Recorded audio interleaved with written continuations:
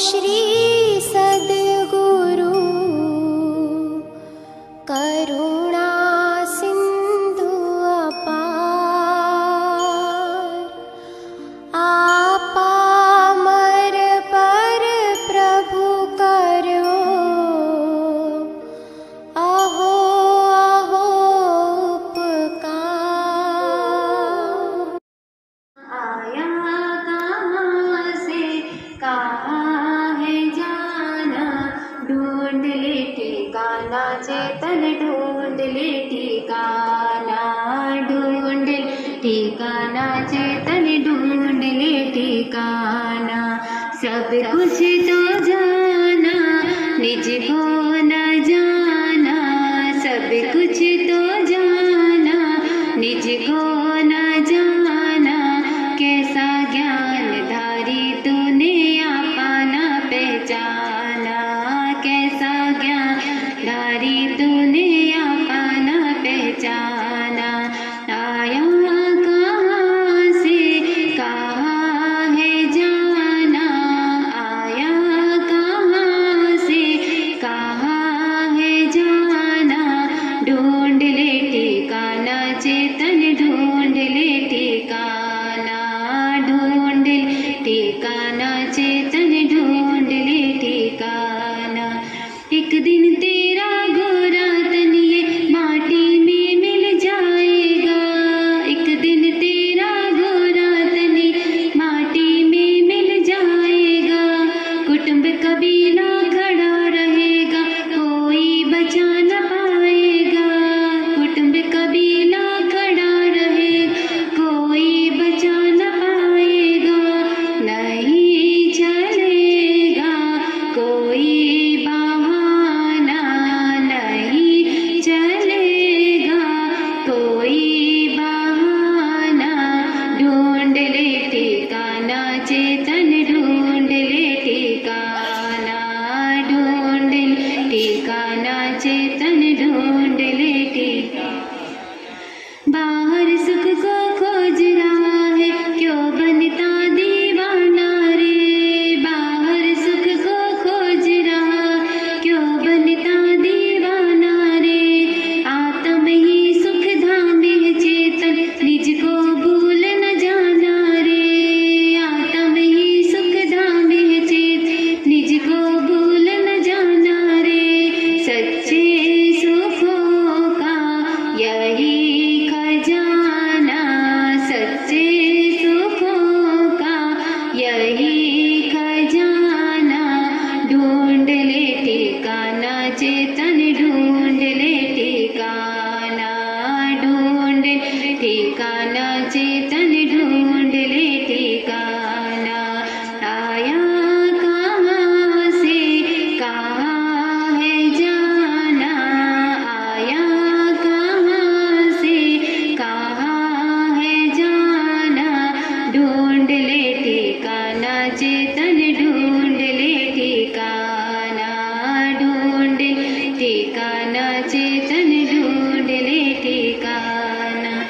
धन दौलत और रूप खजाना पड़ा यही रह जाएगा, धन दौलत और रूप खजाना पड़ा यही रह जाएगा। दौलत के दीवानों सुन लो, कोई साथ न जाएगा। दौलत के दीवानों सुन लो, कोई साथ न जाएगा। आया अकेला अकेले जाना, आया अकेला अकेले जाना। ढूंढ ले ठिकाना चेतन, ढूंढ ले ठिकाना, ढूंढ ले ठिकाना चेतन, ढूंढ ले ठिकाना। सद्गुरु जगा रहे हैं चेतन, सुन भव से तर जाएगा। सद्गुरु जगा रहे हैं चेतन, सुन भव से तर जाएगा। सम्यक दर्शन ज्ञान से चेतन, भव सागर तिर जाएगा। सम्यक दर्शन ज्ञान से चेतन, भव सागर तिर जाएगा। सारे सुखों का यही खजाना,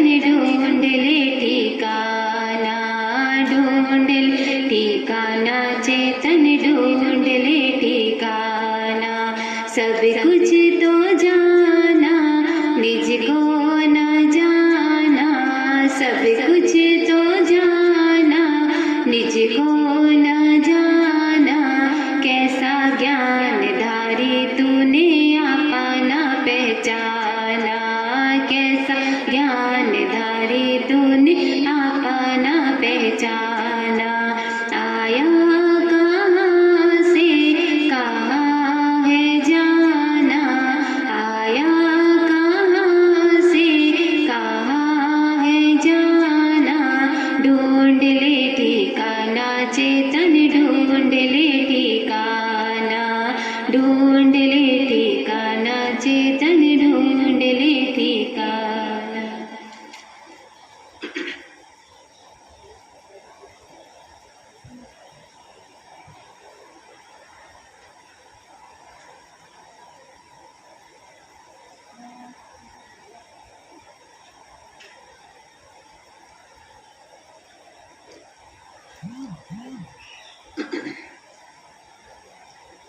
सिद्धाणम बुद्धाणम पारगयाणम परम पर गयाणम लोग मोह गयाणम नमो सया सब सिद्धाणम।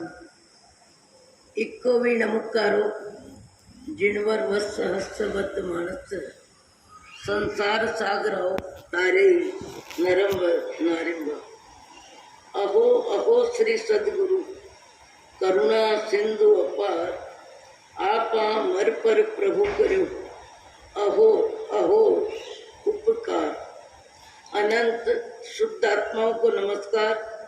शुद्ध आत्म स्वरूप प्राप्ति का लक्ष्य जिनका बन चुका प्रयत्नशील उन सभी साधकों को नमन नमन नमन।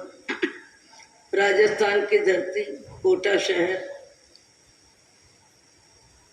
दानबाड़ी दादावाड़ी परिसर में पर्वादि राज पर्यूषण पर्व सानंद संपन्न होने के बाद खमत खामने के क्रम में आने जाने का क्रम बना है। आने जाने के क्रम में यहाँ वाले जा रहे हैं, बाहर वाले आ रहे हैं। ये विश्व के इतिहास में जैन धर्म में क्षमा पर्व एक अद्भुत पर्व है और जीवन में जन्म से लेकर मृत्यु तक जितने भी संयोग बनते हैं, जितने भी योग बनते हैं, कई प्रकार से उनका उपयोग होता है। पर योग बनने के बाद वियोग उसका अवश्यम भावी है। योग उसे ही कहते हैं जिसका वियोग होता है। पर योग के बाद और वियोग से पहले जीवन के समय का, शक्ति का, भाग्य का, भावों का, विचारों का सदुपयोग जितना ज्यादा व्यक्ति करेगा, सदुपयोग परमात्मा का स्मरण, परोपकार में अपने तन मन धन का उपयोग, परमात्मा का स्मरण, दुखी जनों के प्रति सहृदयता, पशु पक्षी के प्रति दया, ये सारे ऊंचे अच्छे कार्य मात्र मनुष्य भाव में होते हैं। और मनुष्य भाव में व्यक्ति अपनी जितनी शक्ति का सदुपयोग करता है उसकी शक्ति का माप कई गुना बढ़ जाता है। और शक्ति जितनी बढ़ती है और क्षमा भाव जितना आता है, उदारता के साथ सहनशीलता, उदारता के साथ क्षमा भाव, उदारता के साथ समता, मनुष्य जीवन में पुण्य के उदय में, अच्छे कार्य करने में व्यक्ति तन मन धन का उपयोग करता है।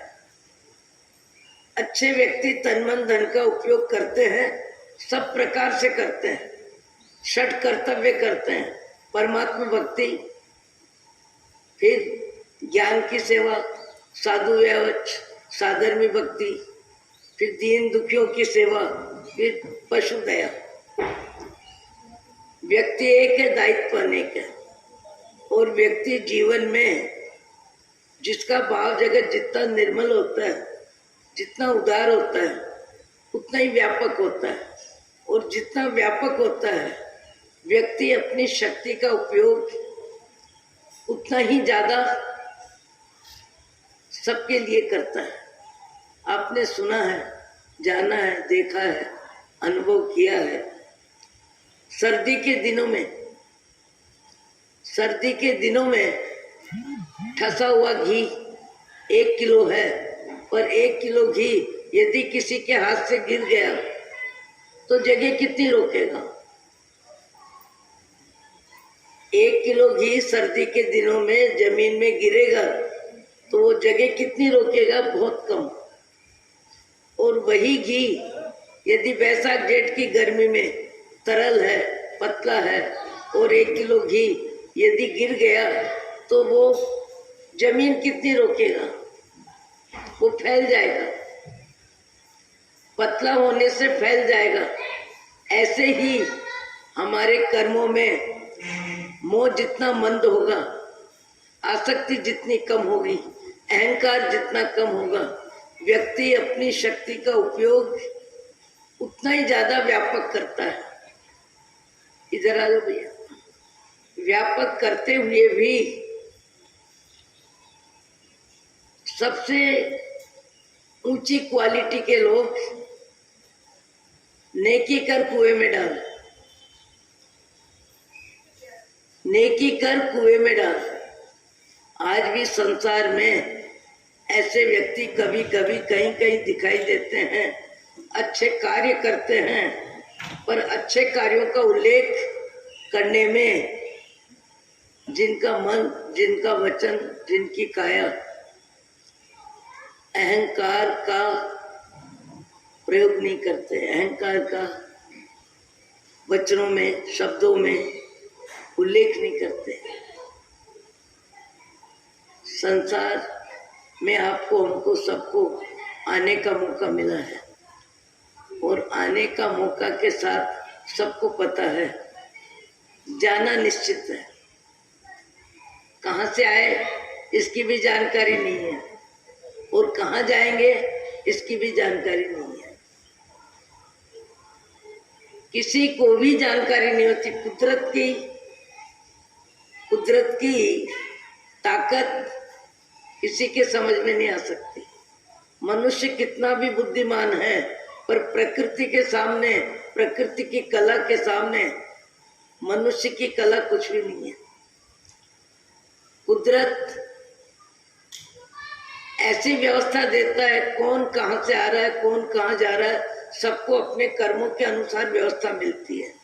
और कर्म सबका अपने भावों में है, और भाव में कर्म वो गति बदल देता है, जाति बदल देता है।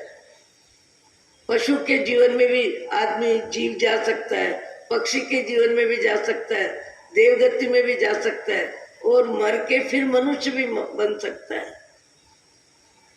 पर कौन कहाँ गया इसकी जानकारी आज विज्ञान ने बहुत तरक्की की है, बहुत तरक्की की है, और मोबाइल ने दुनिया को समेट दिया है, दुनिया को एकदम समेट दिया। फिर भी अभी तक मोबाइल की ताकत, जाने वाला कहाँ गया, जाने वाला कहाँ गया इसकी जानकारी मोबाइल के पास नहीं है। आने वाला कहाँ से आया इसकी जानकारी भी मोबाइल के पास नहीं है। जीने वाले जाने वाले की शक्ति का उपयोग करते हैं।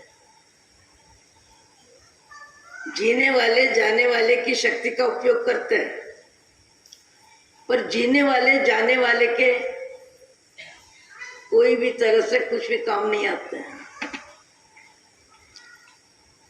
आज इस सभा में नरसिंहपुर लुणावत परिवार प्रसिद्ध परिवार है, धार्मिक क्षेत्र में भी, सामाजिक क्षेत्र में भी, व्यापार के क्षेत्र में भी, और अतुलपुरा जी का चौमासा भी हुआ है, और परिचय बहुत लंबे समय से इस परिवार के साथ।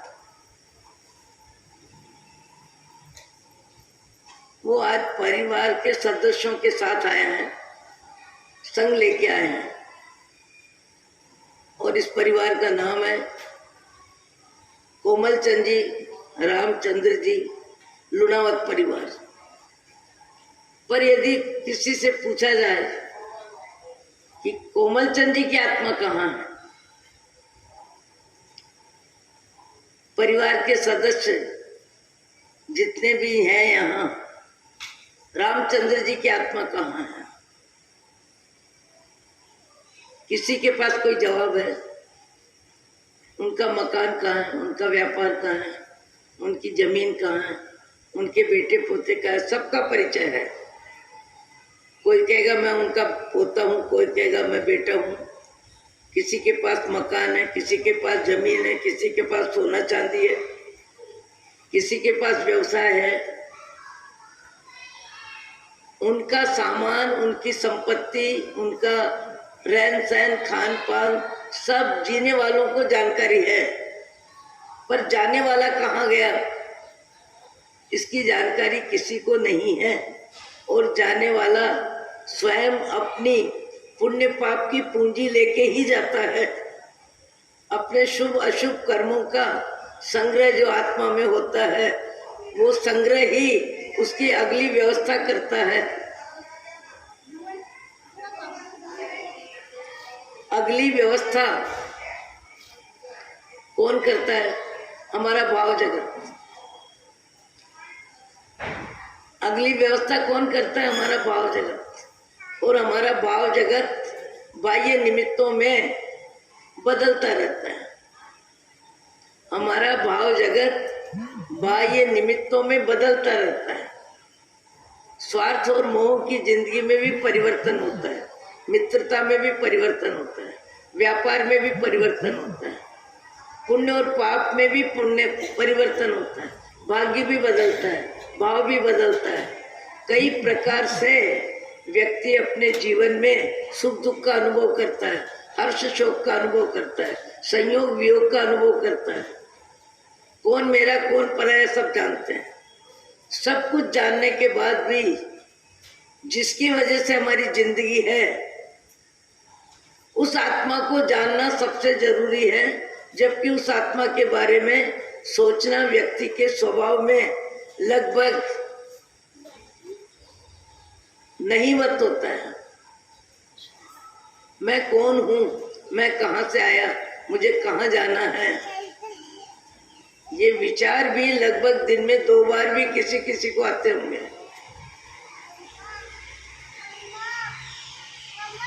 व्यक्ति केवल जीवन की व्यवस्था में व्यस्त रहता है, जीवन की व्यवस्था में ही व्यस्त रहता है और जीवन की व्यवस्था में ही बार बार अपने भाव जगत को बदलता रहता है। भाव जगत बदलता रहता है। और भाव जगत कितना बदलता है, कैसे बदलता है? कई व्यक्तियों का भाव जगत बहुत ऊंचा होता है, कई व्यक्तियों का भाव जगत छिलछिला होता है, कई व्यक्ति किए का उल्लेख नहीं करते हैं, कई व्यक्ति एक अच्छा कार्य करके 10 बार उल्लेख करते हैं। सबका भाव जगत अपना अपना होता है। कई व्यक्तियों में गंभीरता होती है, कई व्यक्ति के विचारों में छिलछिलापन होता है, बात बात में आवाज करने की आदत होती है। कई व्यक्ति सुनते ज्यादा है, बोलते कम है। कई व्यक्ति अच्छा कार्य करते हैं पर मैंने अच्छा किया, यह आवाज करने में भी लगभग कभी कभी कहीं कहीं ऐसे व्यक्ति मिलते हैं जो आवाज करना जानते ही नहीं है। हम लोग दिल्ली में एक बार किसी गली में गए, दिगंबर समाज का मंदिर था, मंदिर के दर्शन किए, परमात्मा के दर्शन किए। परमात्मा कौन? परमात्मा। परमात्मा कौन? राग द्वेष रहित, जन्म मरण रहित, आदि व्याधि उपाधि से रहित, ऐसी आत्मा की जो सहज मूल अवस्था है उसको वीतराग कहते हैं।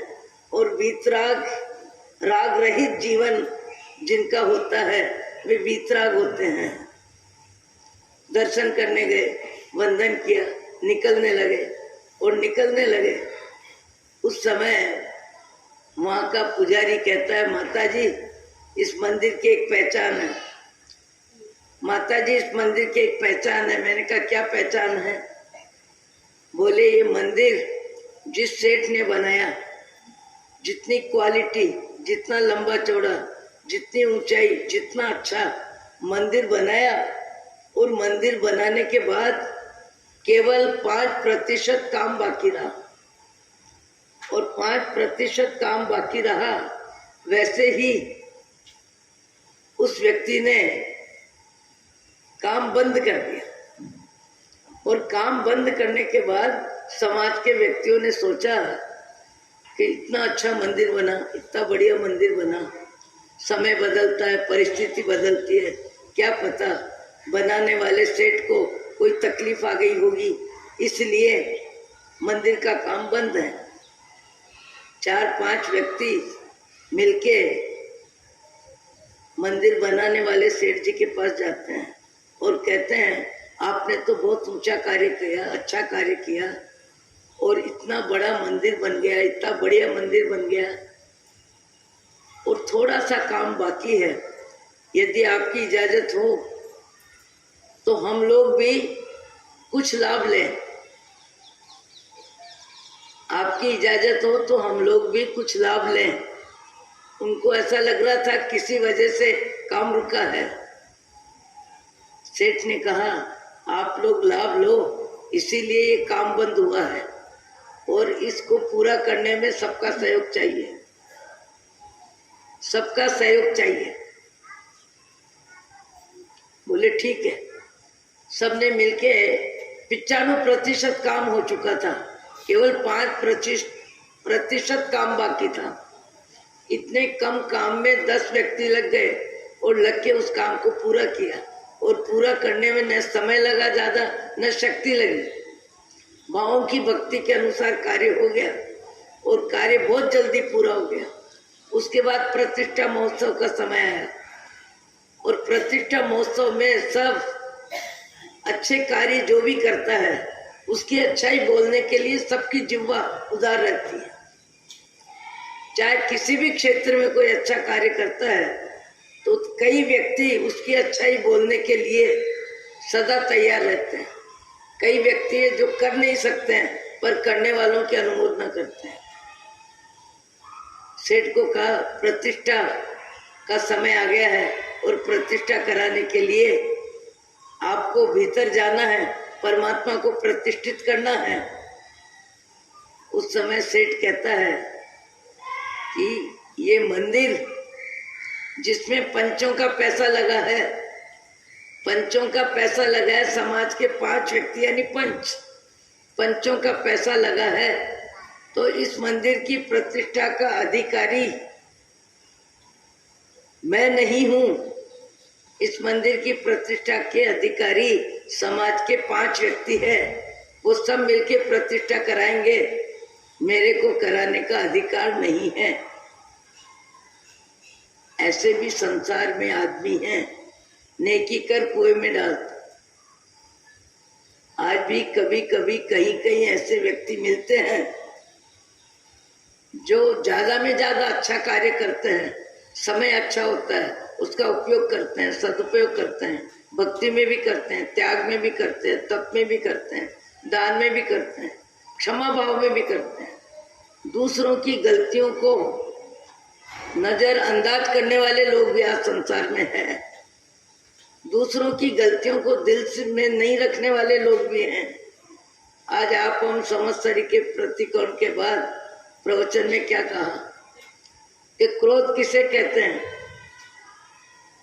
क्रोध के लिए रामचंद्र शुक्ल ने साहित्यिक परिभाषा में एक शब्द दिया कि जैसे सब्जी बाजार से आती है, सब्जी बाजार से आती है और सब्जी बनती है और बनने के बाद सबका भोजन होता है और भोजन होने के बाद वो तपेला, वो भगोना, वो डेगची जो भी है वो साफ हो जाती है, साफ हो जाती है। इसका अर्थ क्या हुआ? सब्जी बाजार से आई, बनी, सबने भोजन किया, उसके बाद सब्जी खत्म हुई और तपेला साफ होकर रख दिया। रामचंद्र शुक्ल ने एक कविता में लिखा है, क्रोध उसे ही कहते हैं जो आया और गया। क्रोध किसे कहते हैं? जो आया और गया। क्रोध आना बड़ी बात नहीं है। व्यक्ति दूसरों की गलती पे मानसिक रूप से खुद परेशान होता है। गलती किसी की होती है, परेशान खुद होता है। अधिकतर कई व्यक्ति कहते हैं महाराज मुझे बहुत क्रोध आता है, बहुत क्रोध आता है। कब आता है? जब कोई व्यक्ति गलती करता है। तो गलती करता है कोई, गलती करता है दूसरा, उसका रिजल्ट उसको तो मिलेगा, पर सामने सुनने वाला व्यक्ति कहता है दूसरों की गलती देख के मुझे क्रोध आता है।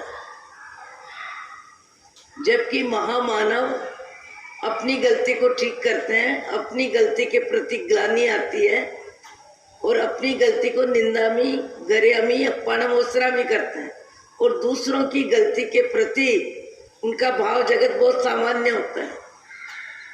दूसरों की गलती के प्रति भाव जगत बहुत सामान्य होता है और उन्हें ऐसा लगता है गलती किससे नहीं होती, सबसे होती है।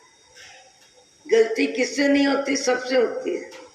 अच्छे व्यक्ति दूसरों की गलती को लंबे समय तक अपने दिल में संभाल के नहीं रखते हैं।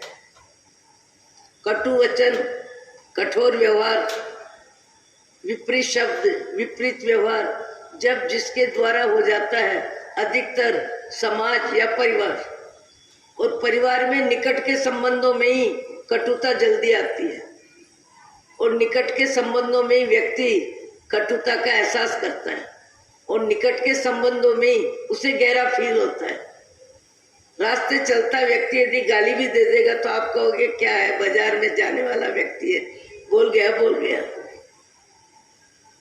जरूरी नहीं दिल से सुने, पर परस्पर जहाँ संबंध है, जहाँ मित्रता है, जहाँ परिवार के सदस्य, जहाँ उम्र का छोटा बड़ापन है, वहाँ व्यक्ति दूसरों के व्यवहार का दिल दिमाग पे असर ज्यादा करता है। पर ऐसे भी महामानव है जो दूसरों की गलती को दिल में रखते ही नहीं है, दूसरों की गलती को दिल में रखते ही नहीं है। और इससे भी ऊंचा व्यक्ति मैंने देखा है, दूसरों की गलती का दिल में क्षण भर के लिए भी असर नहीं होता है। भगवान महावीर 12.5 वर्ष, पाटनाथ भगवान 10 वर्ष, 10 भाव। महामानव अपनी गलती को लाल आंख दिखाते हैं और दूसरों की गलती को लेट गो करते हैं। ये महामानवों का स्तर होता है। दूसरों की गलती की गांठ बांध के नहीं रखते हैं। किसने क्या कहा, किसने क्या किया, मेरे साथ कैसा व्यवहार किया। सामान्य व्यक्ति दूसरों की गलती को अपने दिल में जमा के रखता है, बुद्धि में सुरक्षित रखता है और समय समय पर उस गलती का उल्लेख व्यवहार में भी करता है। व्यवहार में भी करता है, खाने की क्रिया हो, पीने की क्रिया हो, आने जाने की क्रिया हो, रीति रिवाज हो, उस समय व्यक्ति क्या करता है, उस व्यवहार को, उस शब्द को याद रखता है। मुझे उनके यहाँ नहीं जाना है, मुझे उनके यहाँ खाना नहीं है, मुझे ऐसा नहीं करना है। दूसरों की गलतियों को जो लंबे समय तक अपने दिल दिमाग में रखता है, भगवान महावीर का उपदेश है कि सवेरे शाम प्रतिकोण में मिच्छामि दुक्कड़म दे दे, नहीं 15 दिन में पक्की प्रतिकोण में, नहीं 4 महीने चौमासे में, और अन्यथा संवत्सरी आने पर तो 1 वर्ष के बाद तो दूसरों की गलती को दिल से निकाल के और आत्मीयता के साथ क्षमापना का व्यवहार करे ही। और वो क्षमापना का व्यवहार नहीं करता है तो उसकी आराधना औपचारिक है, व्यवहारिक है। कल्प सूत्र का श्रवण भी किया, वाचन भी किया, उपवास भी किया, पर जो दूसरों की गलती को 1 वर्ष तक सुरक्षित रखता है और संवत्सरी आने के बाद भी क्षमा भाव में नहीं आता है, कल्प सूत्र का वाक्य है, उस व्यक्ति की आराधना सफल नहीं है। आराधना सफल नहीं है। जो क्षमा भाव में आता है उसकी आराधना सफल होती है। ये शब्द हम बहुत बार सुनते हैं, पर कभी कभी कोई कोई व्यक्ति दूसरों की गलती को दिल दिमाग से निकालता नहीं है। वो कहता मैं निकाल ही नहीं सकता, मैं उस शब्द को भूल ही नहीं सकता। उस व्यवहार का मेरे को आज भी वो व्यवहार याद है। और ज्ञानियों के वचन,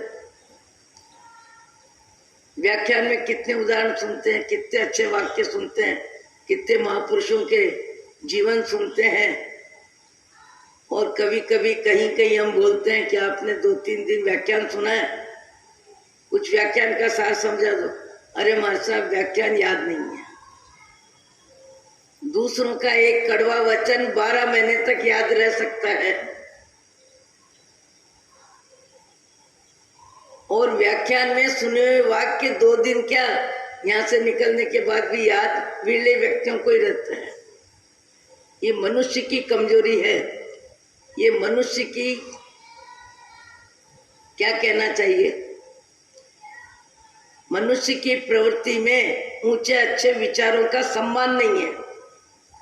ऊंचे अच्छे विचारों का यदि सम्मान हो तो जैसे व्यक्ति ऊंची क्वालिटी के सामान को अपने मकान में सजा के रखता है, कमरे में सजा के रखता है, चाहे फोटो चाहे कोई क्वालिटी की चीज हो, उसको 12 महीने तक सुरक्षित रखता है, देखता है, दिखाता है आने वालों को, और दिखाने के लिए ही अपने कमरे में उस फोटो को सजाता है। ऐसा होता है। अच्छी क्वालिटी का कोई भी सामान होता है तो व्यक्ति देखता है, दिखाता है। कोई 27 लाख की कार भी लेता है तो बार बार अपने परिचित मित्र को बोलेगा मैंने इतने में कार ली है, मैंने 70 लाख में ली है, मैंने 50 लाख में ली है। उसका उल्लेख किए बिना रहता नहीं है। जैसे अच्छे कार्य अच्छे विचारों का उल्लेख होता है, ऐसे ही महामानव दूसरों की गलतियों को अपने दिल दिमाग में रखते नहीं हैं। इसके लिए रामचंद्र शुक्ल ने अपने साहित्यिक लेख में लिखा है कि क्रोध किसे कहते हैं जो आया और गया। जैसे सब्जी बाजार से आई, बनी, भोजन हुआ और भोजन के बाद भगोना साफ हो गया, और वैर विरोध 1 बरस तक दूसरे की गलतियों को जो दिल दिमाग में रखता है, भूल नहीं पाता है, समय समय पर उसके दिल दिमाग में वो बात याद आ जाती है। उसके लिए भगवान महावीर ने और साहित्यिक क्षेत्र में लेखक वक्ता जो भी है वो क्या बोलते हैं कि जैसे बाजार से कैरी का मुरब्बा, कैरी का अचार गर्मी के दिनों में बनता है और बनने के बाद बरनी में भर के रख दिया जाता है, और समय समय पर उस आचार को व्यक्ति निकाल निकाल के खाता है, खिलाता है। एक दिन आचार बनता है, समय समय पे काम आता है। ऐसे ही जो व्यक्ति दूसरों की गलतियों को संभाल के रखता है वो समय समय पे उसका उल्लेख करता है, समय समय पर उसका उल्लेख करता है। पर उल्लेख करने वाले के लिए भगवान महावीर का उपदेश है कि उस जीव की पर्युषण पर्व भले हो गए पर वो आराधक नहीं है, वो विराधक है। इसलिए उसके भावों में 1 वर्ष होने के बाद भी क्षमा भाव नहीं आया, समता भाव नहीं आया, दूसरों की गलतियों को बोसरे नहीं किया, तो वह व्यक्ति जिन शासन में महावीर के धर्म में आराधक में उसका नंबर नहीं आ सकता। आपको, हमको, सबको अपने भाव जगत को टटोलना चाहिए। गलती मैं करूं, क्रोध आपको आवे। सामान्य व्यक्ति दूसरों की गलतियों पे क्रोध करता है, महामानव अपनी गलती को सहन नहीं करते हैं, लाल आंख दिखाते हैं। मेरे से ऐसी भूल हुई तो कैसे हुई, मैंने झूठ बोला तो कैसे बोला, मैंने अपने से बड़ों के शब्दों में अपमान किया तो कैसे किया, मेरे विचारों में इतना हल्कापन क्यों, मेरे विचारों में शब्दों में इतनी कठोरता क्यों। समय समय पर उपालम देने के लिए मेरे पास शब्दों की व्यवस्था क्यों। अच्छे व्यक्ति स्वयं सहन करते हैं, दूसरों को सहन करने का मौका नहीं देते हैं।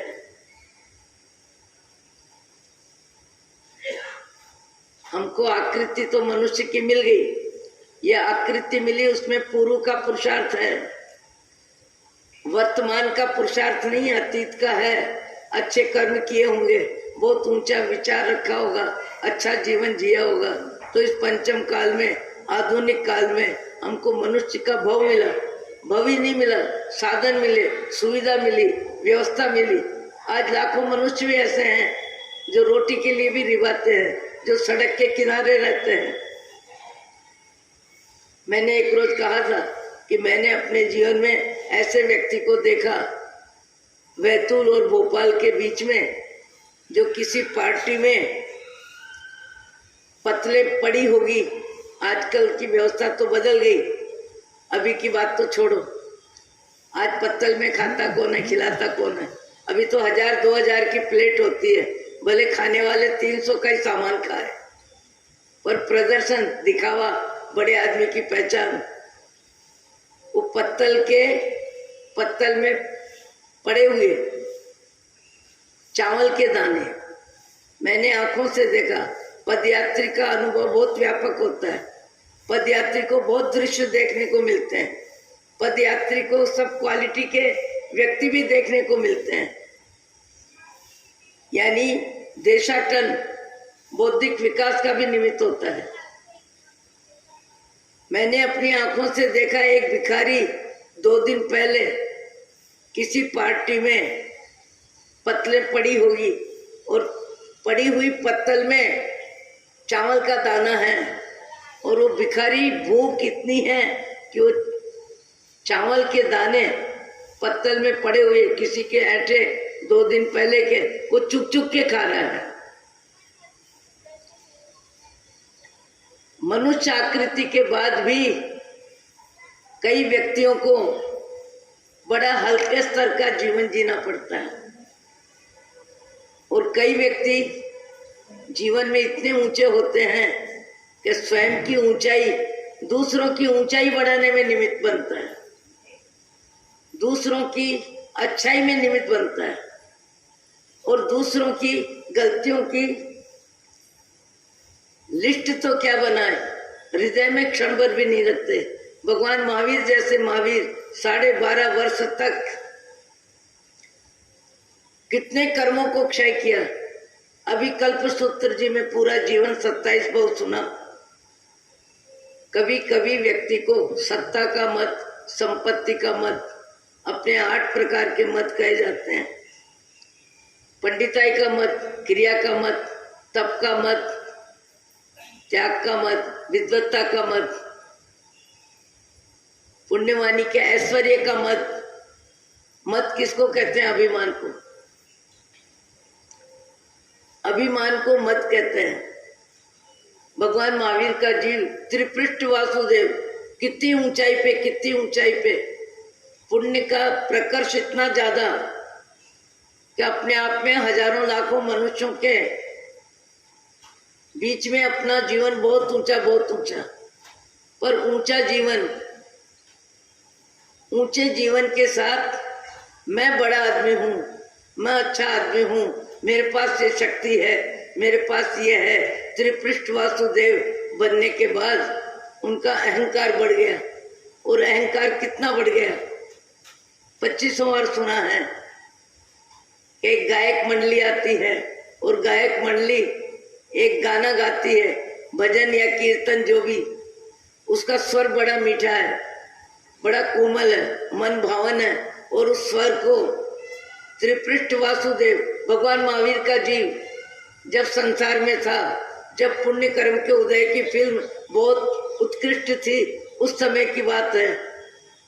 और उनकी जैसे ही आंख लगने लगी, उन्होंने तत्काल सैया पालक अंगरक्षक को क्या कहा, मेरी आंख लगे, मेरी आंख लगे, वैसे ही तुम गायक मंडली को गाने की क्रिया में बंद कर देना।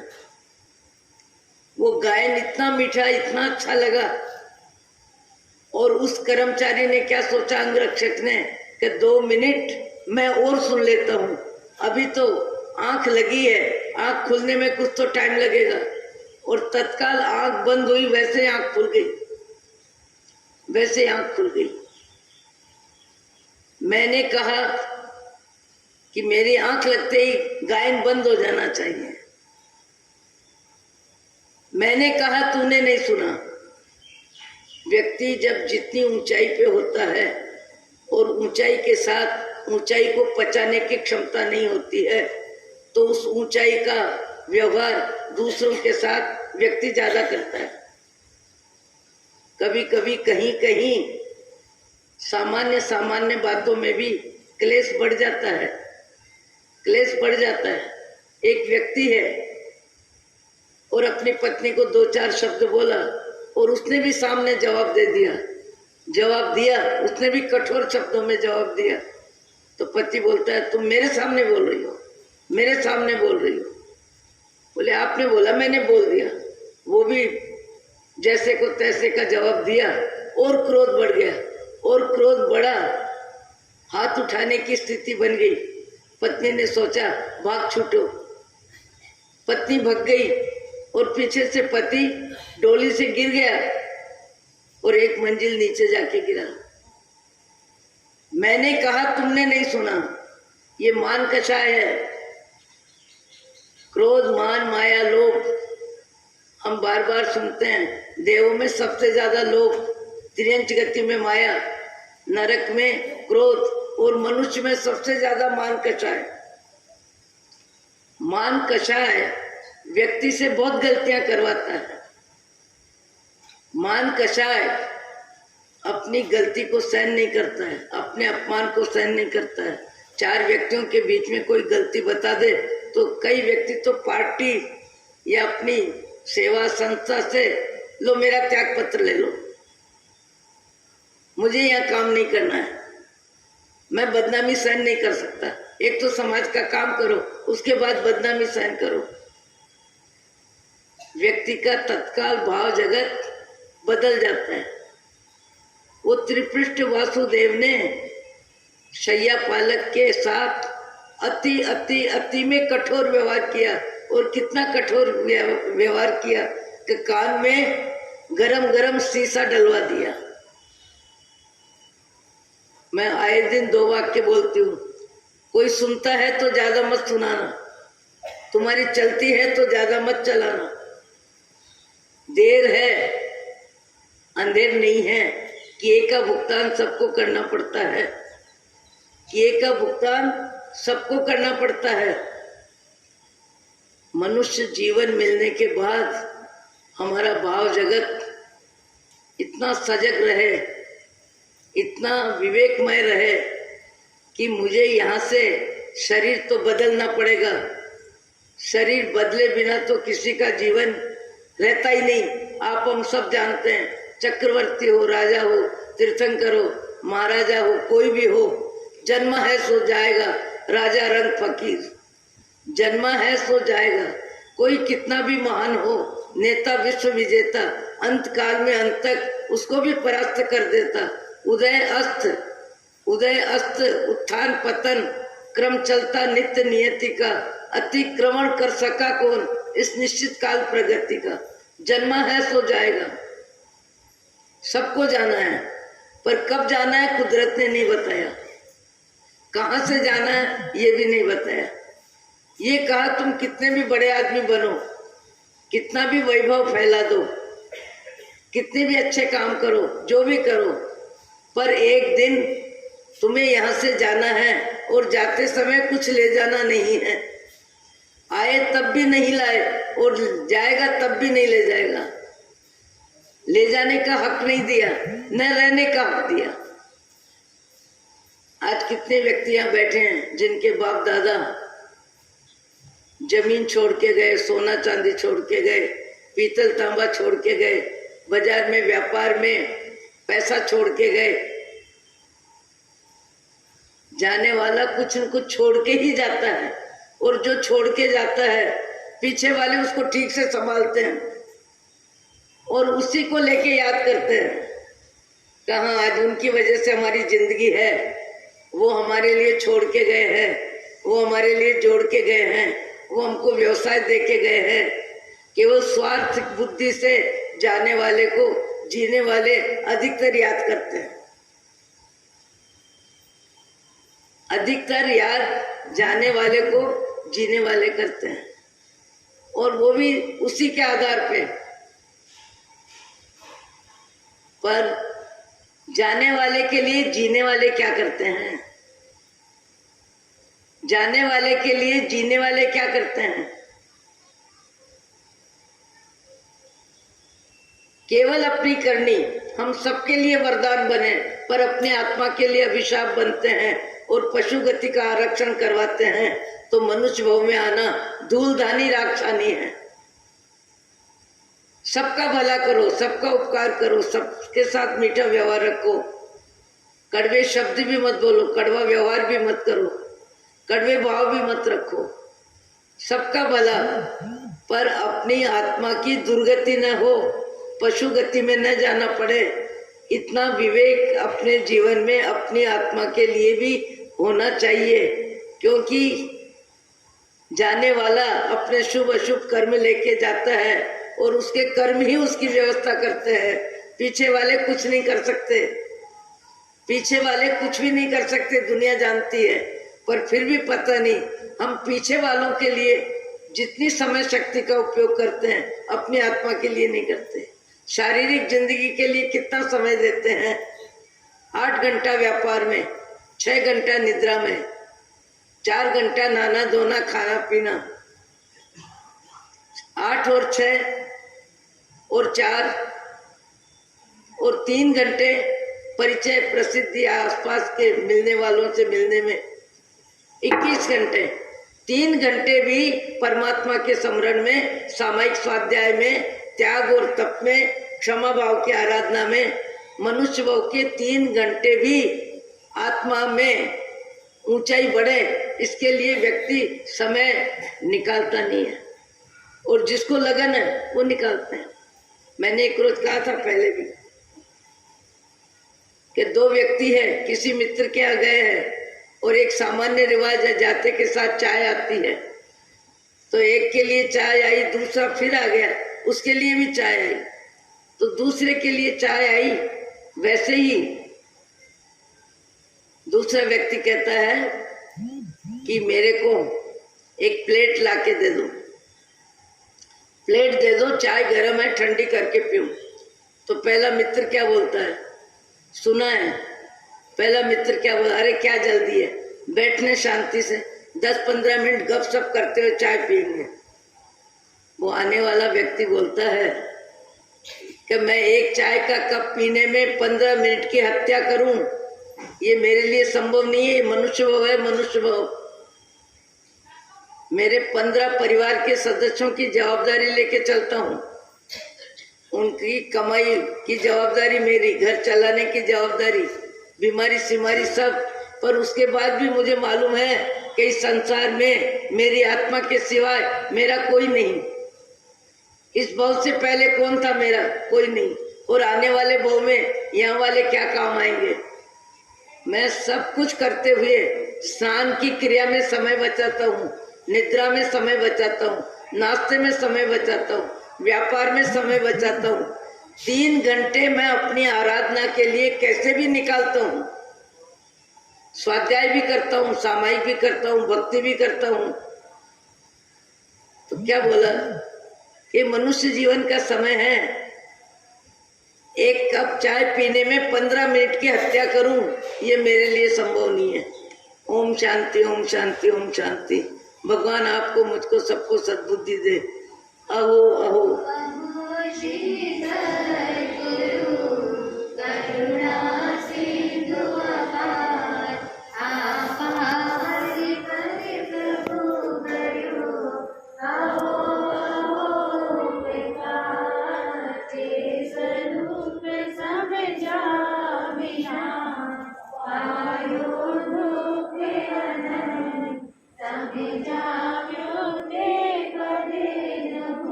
गुरु